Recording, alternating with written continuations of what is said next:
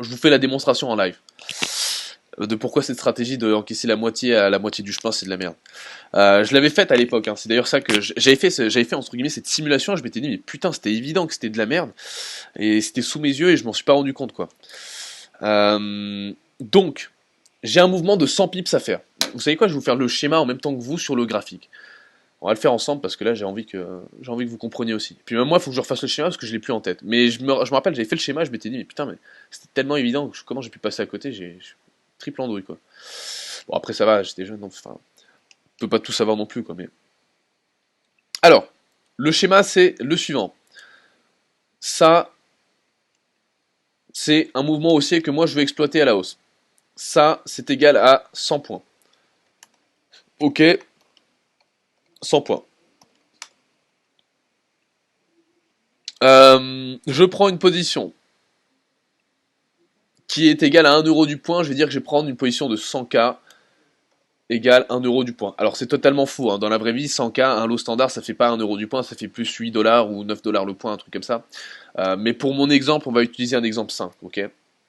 C'est juste pour comprendre le raisonnement. 1 euro par point, enfin par point ou par pips, hein, ça dépend de ce que vous êtes. Si point si vous êtes sur les indices, et pips si vous êtes sur le forex. Ok. La stratégie 2, en gros, c'est dès que j'arrive ici à 50 points,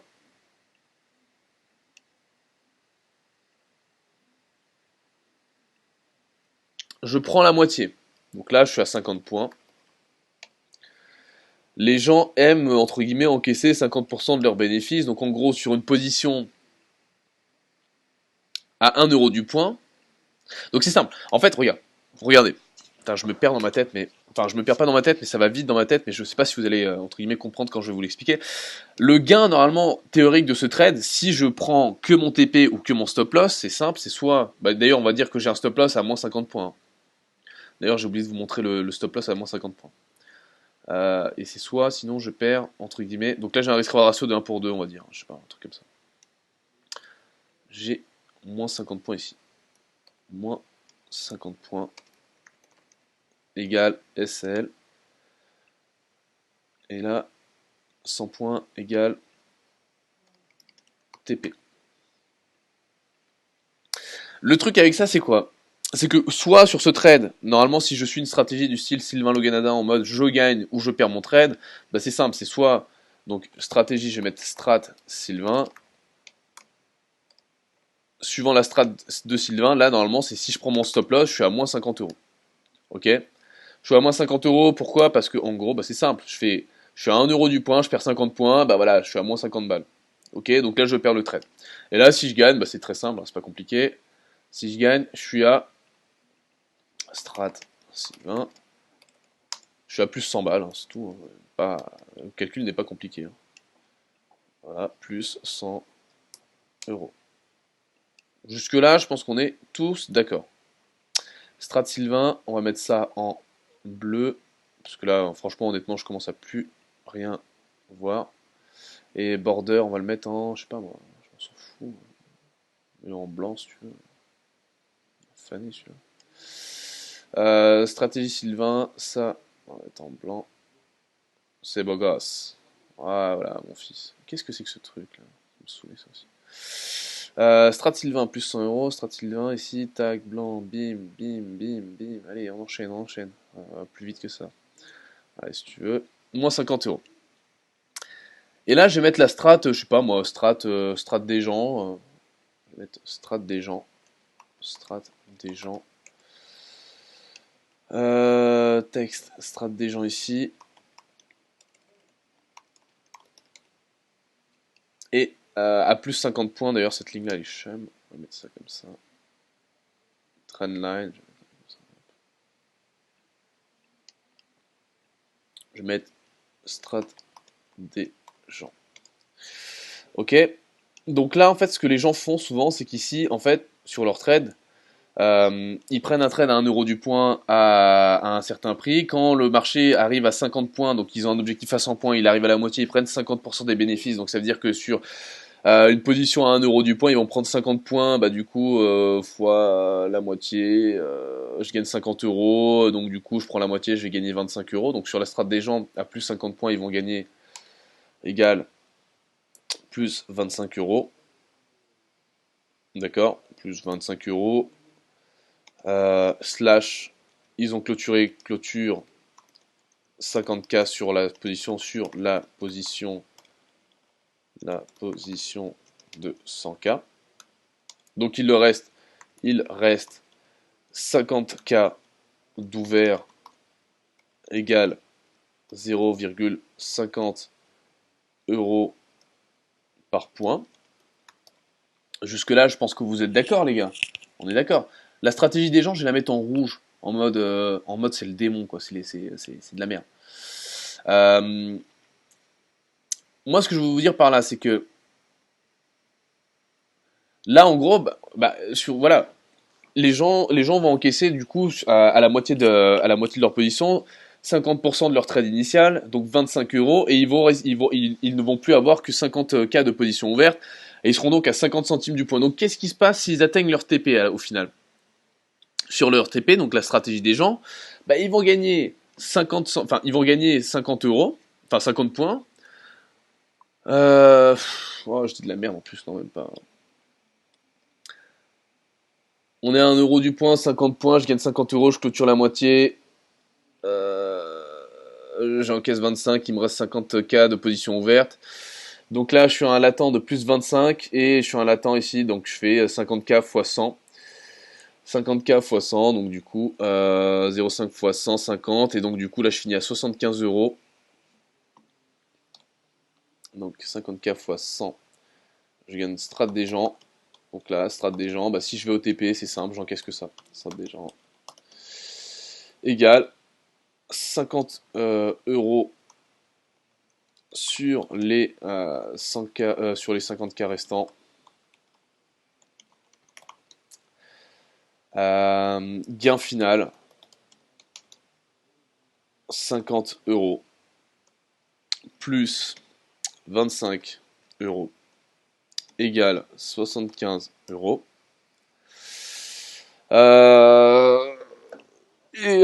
Si je perds, bah c'est simple, hein, et je perds 50 euros hein, sur cette strat, parce que du coup, en fait, les gens, ce qui est marrant, en fait, c'est que ça aurait du sens, cette stratégie, éventuellement, dans un seul scénario. Cette stratégie, en fait, elle a du sens dans un seul scénario. Je vais vous expliquer lequel. Donc, en fait, là, on part vraiment du principe que vous allez gagner éventuellement peut-être un trade sur deux ou autre, ou que, enfin, plus ou moins. Hein. En gros, sur les marchés, on a plus ou moins raison une fois sur deux sur le long terme. Hein. C'est à peu près ça. Hein. La statistique, c'est j'ai raison une fois sur deux. Donc si je suis la stratégie des gens, je vais avoir un TP de 100 points, je suis à 1 euro du point, dès que j'arrive à 50 points, je encaisse la moitié, je mets un petit stop à break-even si vous voulez, allez hop, on met le petit stop à break-even, la petite connerie, hop, je mets le petit stop à BE, une fois que je suis à 50 points, et ensuite je laisse courir jusqu'au TP. Bah, qu'est-ce qui se passe? Si le trade il se passe mal, je perds comme tout le monde 50 points, donc 50 euros, strat des gens, elle est à moins 50 euros là, hein. Donc une fois sur deux, je me fais défoncer de 50 balles. Voilà. Je perds 50 euros. Mais quand je ne gagne pas 100 euros, je gagne que 75 euros. En fait, si vous voulez, mon risk-reward ratio, il est biaisé. Il est totalement biaisé. D'accord? Je pensais avoir un super risk-reward ratio d'1 pour 2, mais en vrai, mon risk-reward ratio, il est pas de 1 pour 2. Vous le voyez, il doit être de 1 pour 1,5, quoi. C'est un truc comme ça. Je fais calculette. Voilà. Viens ici. 75 divisé par 50, ça doit faire ça, non? Si je dis pas de conneries. Viens ici, toi. Hop, hop. Voilà, c'est ça, 1 pour 1,5. Donc en fait, en prenant un trade qui initialement avait la tronche d'un trade avec un risque ratio de 1 pour 2, vous prenez en fait un trade qui a un risque ratio de 1 pour 1,5. Est-ce que c'est mauvais? Non, pour l'instant 1 pour 1,5 ça reste correct. Le problème c'est que la plupart des gens vont pas prendre des trades qui ont un risque ratio de 1 pour 2. Ils vont faire cette stratégie là avec des trades qui ont un risque ratio de 1 pour 1,5, voire même des risques ratio des fois négatifs totalement nuls. Hein. Donc là je prends la calculette. Si j'ai un trade où je vais pas, par exemple, gagner 100 euros sur ce trade, je vais perdre 50 euros, mais je vais peut-être gagner, allez, 80 euros sur ce trade potentiellement, si tout se passe bien. C'est un trade à 80 points. Qu'est-ce qui se passe? D'accord? Et qu'est-ce qui se passe? C'est-à-dire que déjà à la base ce trade-là il n'avait pas un risk-reward ratio de 1 pour 2. Bah c'est simple, je refais le même truc. Hein. Là j'ai cherché 80 points, on va dire ce 80 points égale le TP. 80 points égale TP. Je suis toujours à 1 euro du point. Je prends donc là la moitié du trade, hein, parce qu'on suit toujours cette stratégie un peu bizarre. 40 points, bah, je prends 40 points à 1 euro du point, j'encaisse la moitié, j'encaisse donc 20 balles.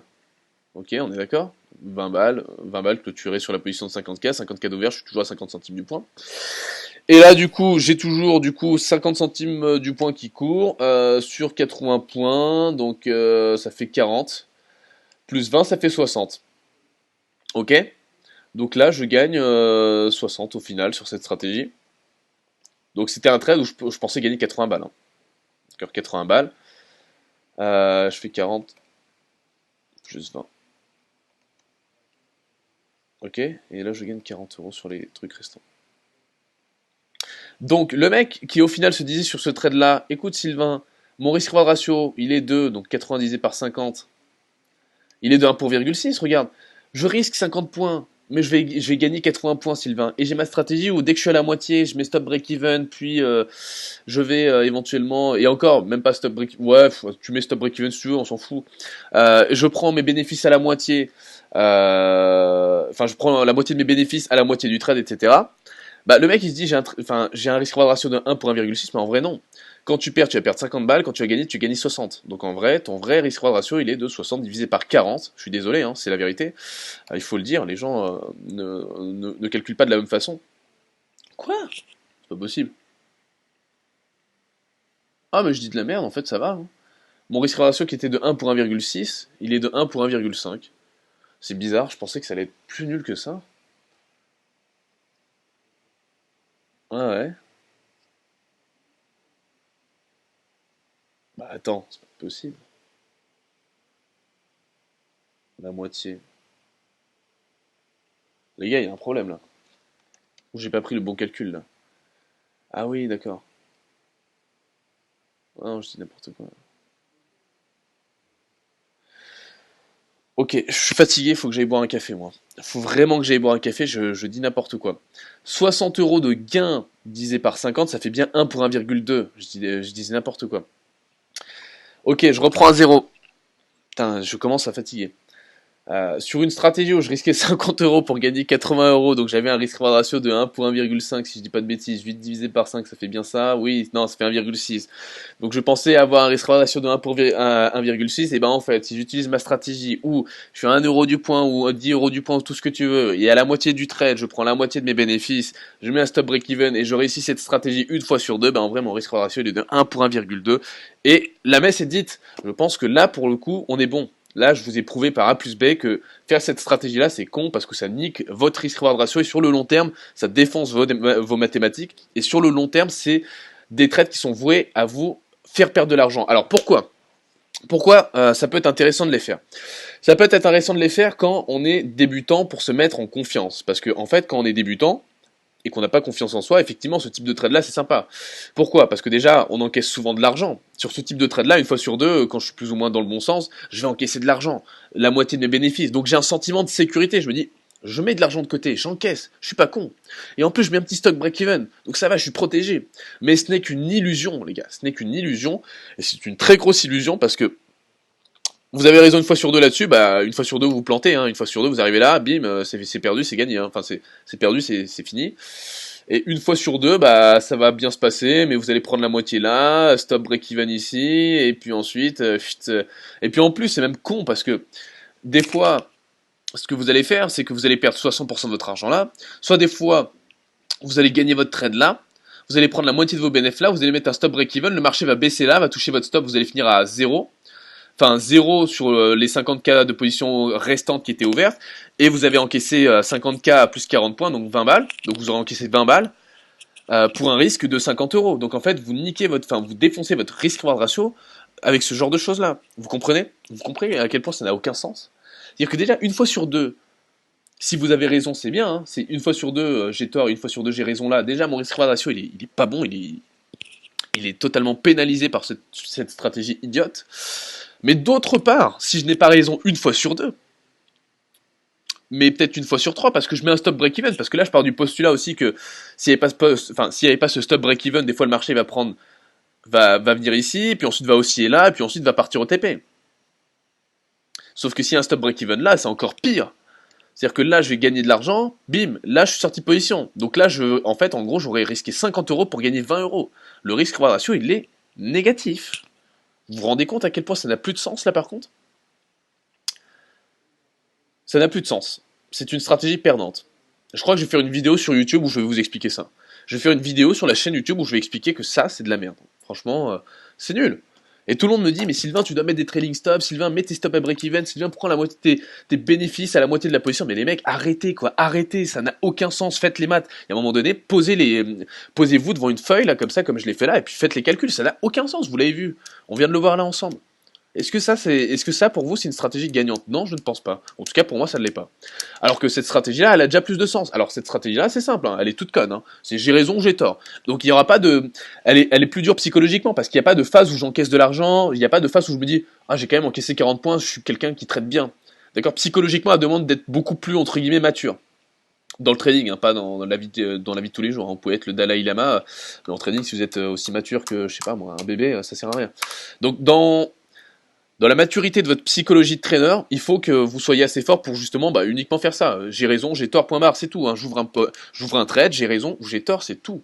Il n'y a pas de chichi, il n'y a pas de je prends 5% par-ci par-là en bénéfice, je mets un petit stop break-even, mes pieds, mes fesses, quoi. Ok?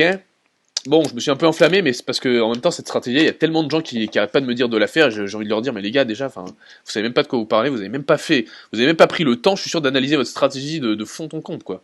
Franchement, cette stratégie-là, elle est nulle au niveau du risque ratio, mathématiquement parlant, parce que à chaque fois, c'est ce qui se passe, hein, c'est que tu vas taper ton TP1 là, ensuite tu vas revenir à 0, tu vas taper ton break-even, et puis du coup, tu auras risqué 50 euros pour gagner 20 euros. La position d'après, tu tapes ton stop-loss moins 50 euros, ça te fait chier. Ensuite, pendant deux positions, tu vas gagner deux fois ton TP1, t'es content, t'as gagné 40 euros, donc deux fois 20 euros, tu dis yes, je suis remonté. Et une fois, tu vas avoir ton TP2 et 1, donc tu vas te dire, ah, j'ai gagné cette fois-ci 60 euros. Puis la fois d'après, tu perds 50 balles, puis la fois d'après, tu perds 50 balles, tu te dis, oh, c'est pas grave. J'ai quand même eu 3-4 trades gagnants, j'en ai eu 2-3 perdants. Oh, c'est pas mauvais quand même. J'ai raison plus d'une fois sur deux. Ouais, mais statistiquement, ta stratégie de trading, elle est mauvaise. Donc du coup, en fait, t'es perdant. Et c'est là, en fait, les gens comprennent pas pourquoi ils perdent de l'argent avec cette stratégie. Ils disent, mais je comprends pas, Sylvain. J'ai souvent raison, j'ai un gros taux de trade gagnant. C'est peut-être parce que j'analyse mal le RSI. C'est peut-être parce que mes bandes de Bollinger, je les exploite mal. C'est peut-être parce que j'ai pas prévu une news. Non, c'est pas parce que t'as pas prévu une news. Non, c'est pas parce que t'as mal géré ton RSI. Non, c'est pas parce que t'as mal géré tes bandes de Bollinger. C'est juste que ta stratégie est mathématiquement, statistiquement perdante. C'est tout. Voilà, c'est tout. Tu n'as pas mal fait les choses. Tu as mal exécuté une stratégie de trading. Elle aurait du sens cette stratégie dans dans un seul cas. C'est si ici, et elle a de sens que dans ce cas-là, hein, que si vous êtes à la moitié de votre stop loss, vous coupez la moitié de votre position. Si à la moitié de votre stop loss, donc là on est à un stop loss de 50 points, hein, si à moins 25 points vous coupez la moitié de votre position,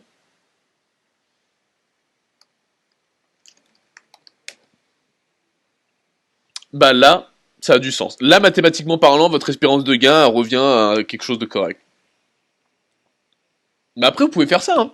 Si vous n'avez pas la psychologie pour tenir 100% du trade, que ce soit en gain ou en perte, c'est-à-dire en gros, moi je prends mon trade, soit il va au TP, soit il va au stop loss, et vous n'arrivez pas à tenir psychologiquement parce que vous dites je suis faible ou je suis pas encore assez mature dans mon trading pour faire cette stratégie-là, faites la stratégie là, hein. Vous coupez la moitié de vos pertes à la moitié de votre stop loss, et vous prenez la moitié de vos gains à la moitié de votre TP. Mais vous le devez faire dans les deux sens. Si vous le faites que dans le sens du TP, ça n'a aucun sens. Et voilà, c'est tout. Voilà. Je pense que j'ai raconté ma life, c'est bon. Ouais, je pense que c'est bon. Ok, je vais regarder le chat parce qu'il est 10h36 et c'est vrai que j'ai un peu débordé là. Enfin, je suis enflammé aujourd'hui, mais ce topic-là, en tout cas pour moi, il est important que vous le compreniez. Alors, alors, je vois que ça vous a fait pas mal réagir. Alors, je vais remonter le chat dans l'ordre, hein, parce que les gars, il y a beaucoup. On est 44 en live encore, c'est cool. Alors, lien de la chaîne Twitch, à fond, des années que j'ai pas suivi un live des Steelers, ça c'était Cédric, mon cher ami Cédric. Caldo qui dit je vise le palmarès du membre relou, faut bien que je me distingue. Live training avec toi, je vote pour. Bah pas de soucis Seb, je suis en guerre avec toi pour la médaille du relou. Ça coupe souvent. J'espère que ça marche bien, Marjo, j'espère que ça coupe plus. Mataria, Noavo, tu veux cramer le code? Oui. Essaye de baisser la qualité du stream. Chez moi, c'est nickel. Ok. Faites du bruit. Ça c'était pour le fait qu'on soit de plus en plus dans les émissions, c'est cool. Mataria qui dit c'est mon cas, je suis au boulot, mais bientôt au chômage si je continue de te regarder. Donc c'est Matt qui nous regarde depuis le boulot. Euh, on se cotisera, Matt. On se cotisera. Welcome. Bonjour Sylvain nous dit Silas. Salut Silas. Romain Noiro qui nous dit hello. Salut Romain, que je connais bien, hein, qui est sur mon Facebook. Raph Denizar également qui nous a rejoint sur Twitch, que l'on salue. Pour le swing WT, je touche pas. Il y a d'autres actifs moins risqués, nous dit Romain. Pour aujourd'hui, je parle qu'il n'y a pas de scénario. Il n'y a pas de scénario, nous dit Cédric David. Effectivement, je suis totalement d'accord. Sur le daily, weekly, monthly, les mêmes sont plates sur le WT. Dans le doute, pas de doute. Exactement comme nous dit Sébastien, quand il y a un doute, il n'y a pas de doute. Prends rien, poteau, nous dit Romain. Ouais, sur le WT, je prendrai rien. Tarzan Trader qui nous dit bonjour Sylvain, salut Tarzan. Sébastien qui nous dit accélération du dos. Ah bah non. Olivier Desvart, que je connais très très bien, qui a un groupe d'ailleurs sur Facebook, qui nous dit que c'est partagé sur le groupe. Merci Olivier, c'est super sympa. Ariel a vu, Ariel a eu. Peux-tu revenir sur les notions de volatilité VIX versus historique? Je vais le noter là sur le côté. VIX versus quoi? Historique. Ça veut rien dire ça d'ailleurs, volatilité VIX versus historique. Mais je pense que je vois ta question. Peut-être volatilité implicite, volatilité historique, je sais pas, non. Calzo, est-ce que tu pourrais me reposer ta question sur le VIX? Je l'ai pas totalement comprise. Même pas break-even, nous dit Mataria, parce que je n'ai pas compris l'explication de Xav sur la Traders Room. Alors, repose-moi ta question, Calzo, s'il te plaît, parce que j'ai pas regardé la Traders Room de Xav. J'aimerais bien savoir. Pascal Rigono qui nous dit bonjour Sylvain, pouvez-nous mettre le lien pour la chaîne Twitch? Oui, mon cher Pascal, je vous mets le lien tout de suite. Le lien, c'est celui-là, il me semble. Alors, on va mettre le lien de la chaîne Twitch pour Pascal pour qu'il puisse s'abonner et nous rejoindre sur Twitch. Hop, lien de la chaîne Twitch. Tac, tac, tac. Je vais mettre. C'est ici que ça se passe. Tac, tac. Lien pour la chaîne Twitch. Bim, je vous ai mis le lien pour la chaîne Twitch là tout de suite dans les commentaires, les gars. Pascal, vous l'avez dans le chat. Calzou, Strat, Tata Jacqueline. Calme-toi si nous dit à l'infâme. Alors, Caldo qui nous dit tu continues de perdre 50€ même si tu as atteint la position où tu allèges. J'ai pas compris. C'est pas la moitié du coup 25. Ah putain, c'est dommage parce que du coup j'ai pas compris les questions. Vous avez dû me les poser quand j'étais en live et du coup j'ai pas regardé. Il aura pris 25€ à 1€, 75 à 0,5 si le TP est atteint. Un passage pour te saluer. Salut Francis. Ah, Francis Babin que je connais très bien. Intéressant cette analyse, nous dit Skyer. Lax, merci Skyer. Alain qui nous dit qu'il doit nous laisser, pas de soucis Alain. Ciao. Matt qui nous dit ah, je comprends mieux, il faut quand même qu'on ait un RR de 1 pour 2, 1 pour 2,5 ou 1 pour 3. Tu passes de 1,6 à 1,2. Ouais, c'est ça en RR. Tu pars du postulat que tous les scénarios se réalisent de manière équiprobable. Ouais, effectivement, Calzo. Moi, je pars du scénario, enfin, je pars du principe qu'on n'a pas spécialement d'edge sur le marché et que à long terme, on est plus ou moins, enfin, comme tu dis, équiprobable. Allez, je veux dire, on peut dire qu'on a un léger edge et qu'on va avoir raison à peu près 55% du temps. Si on est bon en trading entre 55 et 60% de trade gagnants sur le très long terme, c'est un très très gros niveau de, enfin, c'est-à-dire qu'on a un putain d'edge, hein, en vrai. Ouais.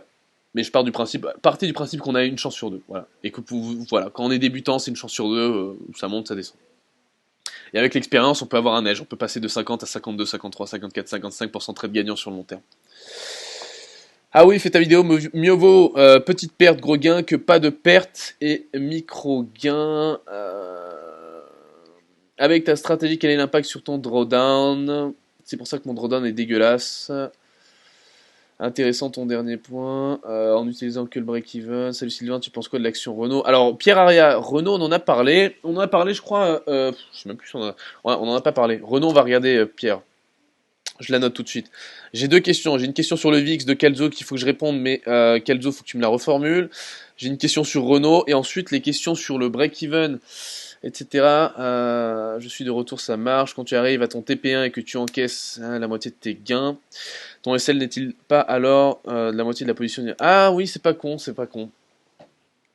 C'est pas con, mais en fait, je suis parti du principe que quand, ouais, en fait, si, tu peux partir là-dessus. Mais je suis parti du principe qu'en fait, quand on ouvre ce trade-là, soit il va directement entre guillemets au TP, soit il va directement et quand tu l'ouvres, il va directement stop loss. J'ai pas fait de scénario où il va d'abord au TP, puis ensuite éventuellement stop loss, etc. Je suis resté simple en mode ça va soit en haut, soit en bas. Qu'est-ce qui se passe dans les deux scénarios? Parce qu'après c'est pareil, hein, tu peux te dire ok, j'encaisse 20 euros, mais même pareil, je reprends, je reprends ce scénario-là. Tu veux partir sur un scénario, on fait ça et ensuite ça. Ok, pas de problème. J'ouvre une position, 100K, 1 euro du point, j'ai un trade de 80 points, j'ai un stop loss de 50 points. Ok. J'arrive ici à 40 points, j'encaisse la moitié. J'encaisse la moitié, 40 divisé par 2, donc j'encaisse 20 euros. Il me reste du coup 54 positions ouvertes, je suis à 50 centimes du point. Maintenant, on va dire que j'ai fait le TP1 et que je vais directement taper le stop loss à 50 points. D'accord. Il n'y a pas de. Genre, ça, c'est fini. Je tape directement le stop loss. Bah, qu'est-ce qui se passe? J'ai encaissé 20 euros sur le TP1 à 40 points. J'encaisse mon stop loss de 50 points. À 50 centimes du point, je perds donc 25 euros. Donc, dans tous les cas, je gagne 20 balles pour en perdre 25. Dans tous les cas, c'est perdant. Tu vois ce que je veux dire? Donc, dans tous les cas, même si tu encaisses la moitié de tes gains sur le TP1 et qu'ensuite tu as tapé ton stop loss, ça va pas, entre guillemets, ça va diminuer la taille de ton stop loss, c'est clair, mais ça reste perdant. C'est ça l'information à retenir. Oui, non, je comprends, hein, Kalzouk, c'est pas pour faire malin, mais c'est pour ça que je te l'explique encore une fois. Regarde, je te l'ai expliqué là. Tu prends la moitié de ta position, là. Tu vas chercher un mouvement de 80 points.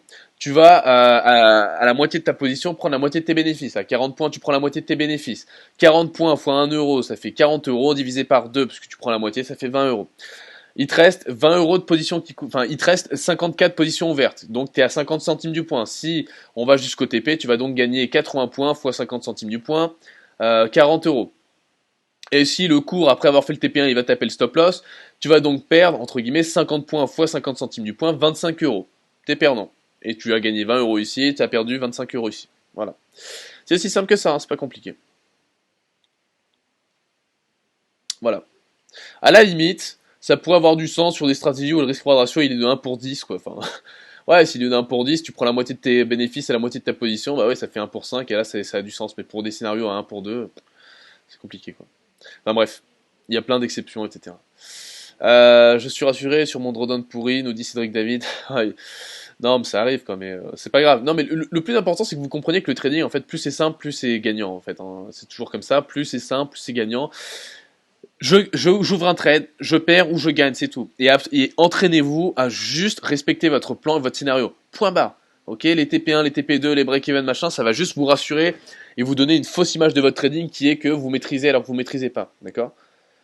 C'est bien de se voiler la face, mais pour gagner de l'argent, il faut savoir affronter ses peurs, il faut savoir affronter entre guillemets ses faiblesses. Et si psychologiquement vous n'arrivez pas à tenir un TP et un stop loss, c'est pour ça aussi qu'on a créé Aria. C'est ce putain entre guillemets de robot, c'est cette assistante de trading, ce n'est même pas un robot, c'est un algorithme semi-automatisé, un assistant de trading qui gère tout ça. D'accord. C'est pas à vous entre guillemets de faire TP, stop loss et de regarder. Vous laissez Aria faire ce truc-là si vous n'avez pas la psychologie pour le faire. Ok. Et on laisse et on tient de A à Z. Et là, vous avez une stratégie qui a du sens statistiquement sur le long terme. Et là, vous développez une stratégie qui va éventuellement vous rapporter de l'argent. Et donc, une stratégie que vous pourrez scaler, sur laquelle vous pourrez mettre de plus en plus d'argent au fil du temps, parce que c'est une stratégie qui est gagnante et qui vous rapporte de l'alpha, qui vous rapporte de l'argent chaque mois, chaque année. Et donc, du coup, bah, plus je mets d'argent dessus, plus je récupère d'argent au niveau de mes rendements. Ok. Ça, cette stratégie-là, là, la strat des gens avec TP, machin, mes couilles, c'est pas une stratégie gagnante sur le long terme, on ne peut pas la scaler, ou si on la scale, elle va coûter énormément d'argent. Ok. Elle va vous, enfin, pour moi, c'est mon avis, hein. En tout cas, il est tranché, ça va vous faire perdre de l'argent. Après, vous faites ce que vous voulez. Franchement, honnêtement, mais moi, je vous le dis, je l'ai fait pendant des années, cette stratégie-là, je l'ai vraiment trituré, je me suis dit, mais pourquoi j'arrive pas à gagner de l'argent avec ça? Et quand j'ai vraiment posé le truc de A à Z sur un papier, je me suis dit, ouais, déjà, c'était évident que j'aurais dû le poser sur un papier bien avant. Et de deux, je me suis dit, bah oui, bah, il va falloir que je change et que je revoie totalement mon approche du trading. Et au final, bah, l'approche la plus simple, c'est celle où psychologiquement, il faut juste être entre guillemets un minimum sérieux, mais voilà, c'est celle qui a du sens.